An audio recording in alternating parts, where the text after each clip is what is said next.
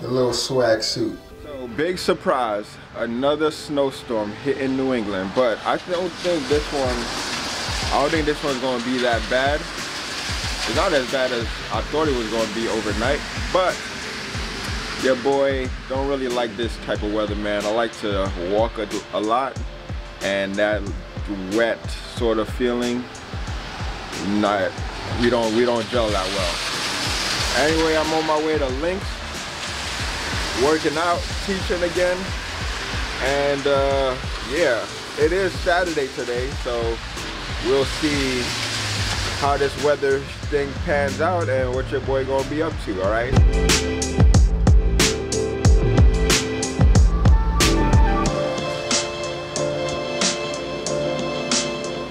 I'm over here at Links about to give me a quick little workout and then teach a class, the boxing class, and head back home, because I'm not trying to be caught up out there. I know that the storm so far isn't as bad, but I think it's going to progress over the course of the day, so I'm going to just be home. Oh, this is also a perfect opportunity for me to work on a few projects, you know, going above and beyond for the projects that I've been working on.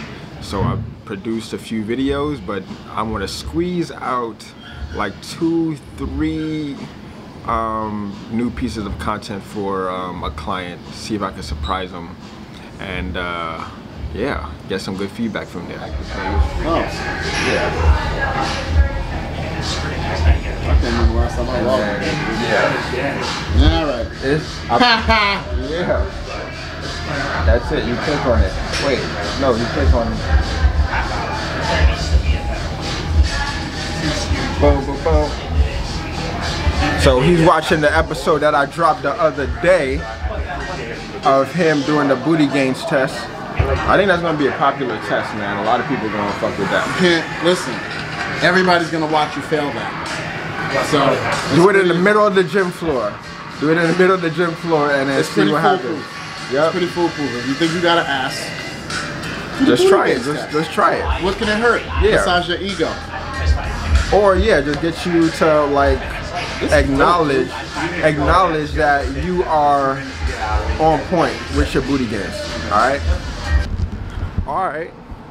It ain't that bad out here. The day is still salvageable.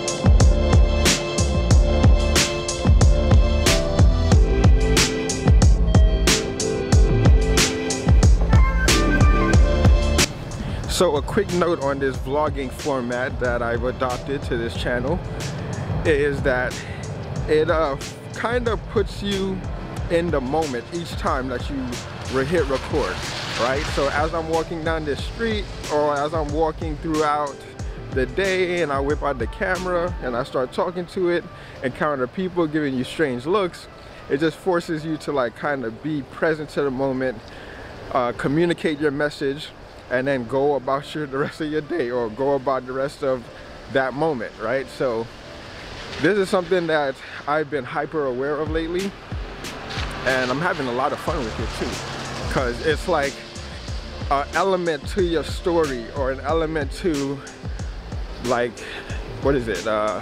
Opening up a conversation, sort of like a icebreaker, because people ask you, are you a photographer? Like, this is a pretty cool little camera that you got carrying around. And I'll just go into it like, no, I'm doing the videography thing, and this is basically a hobby, a passion of mine.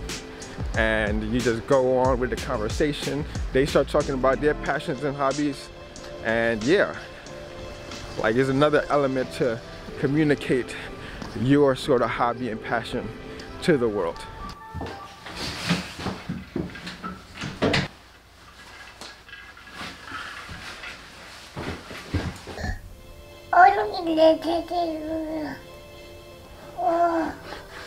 What are you drawing there, buddy?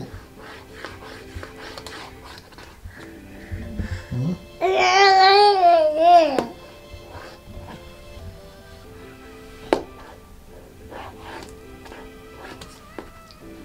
And you a righty, just like Daddy? I can dig it.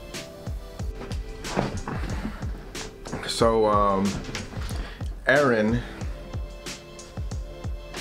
and baby Papa, they're on a play date. So I have like about 2 hours to get some work done. Going to edit some more videos and prepare to ship them off this week. So I'm gonna take this opportunity to settle down, sip on my little amino energy, and get to work. Got this awesome little keyboard, wireless keyboard, where it makes it a lot easier to kind of get all this thing popping. So let's get to it.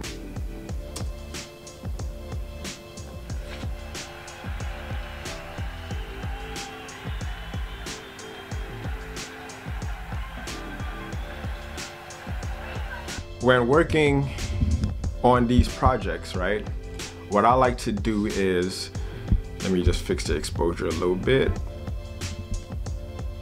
So what I like to do is go through the clips individually, then trim off the best parts of those clips, and then I'll just throw them onto the timeline. So this is what I did so far. So I got these clips on the timeline here, and then this basically is where I'll start picking a track and then start to trim the fat and build a story around that track, right? So right now I'm working on one of my client's videos, and just going to send them a draft so that they can review it and let me know any changes that need to be made. If there is no changes, then I'll just share with them the high definition file, and then they can start promoting it on their social media. So that's what I'll be doing while August and Lil Mama's away doing their thing, so I can get as much of these videos done and then enjoy the rest of the beautiful, well, it's not, well, you can say it's beautiful Saturday evening.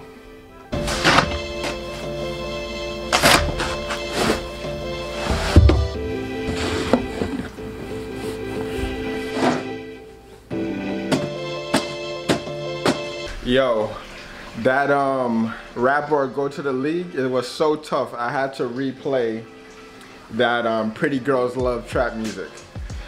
Yo, it's official, man. Yo, 2 Chainz, you that dude, dog. You that dude, Chainz. Baby Papa's just impatient right now. Wifey is. Yo, hold up, dog, hold up. Listen, I'm trying to get it together for you. There you go, look at that, mommy made it happen. Now can you enjoy it? Look what wifey whipped up. Chefed it up in the kitchen. Now your boy is about to enjoy. You just spruce up the place, you know what I'm saying? Just a little bit before the cleaning lady comes in and do her thing, you know. Can't have her thinking that we a bunch of savages out here. You know, and it's also good for the mind. Anyway, oh yo, we gotta take our little deep breaths first.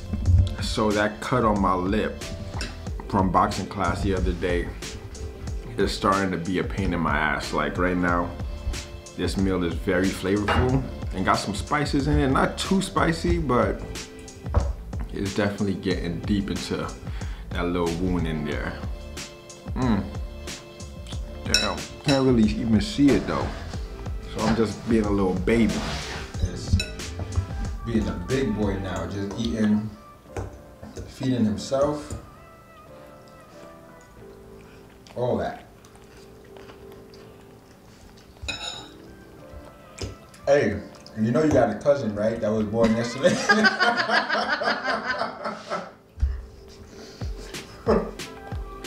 You got a baby cousin, dog. In Haiti. In Haiti. I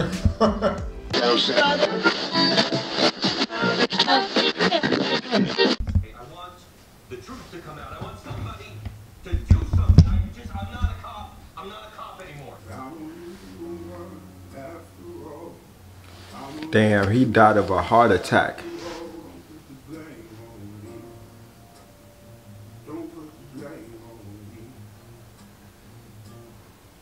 You know, like this series is definitely worth watching, because especially those youngins like myself from Brooklyn, I was born in like 85, so I was probably like 12, 13 when Biggie and Pac died, probably 11, 12 when Biggie and Pac died. So I didn't really know any of this, you know. Like when we hit high school, that's when I started listening to more to Biggie and everything. But like when I was in junior high, I ain't know none of this. And this basically tells you exactly what happened. Not exactly what happened, but it gives you the information so that you can come up with your own conclusions.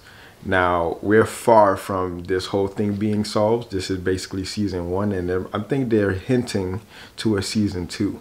But if you grew up in that era and didn't know like the backstories, who were involved in anything, this will definitely let you know. This is like one of those series, sort of like I mentioned earlier, Peoples versus OJ.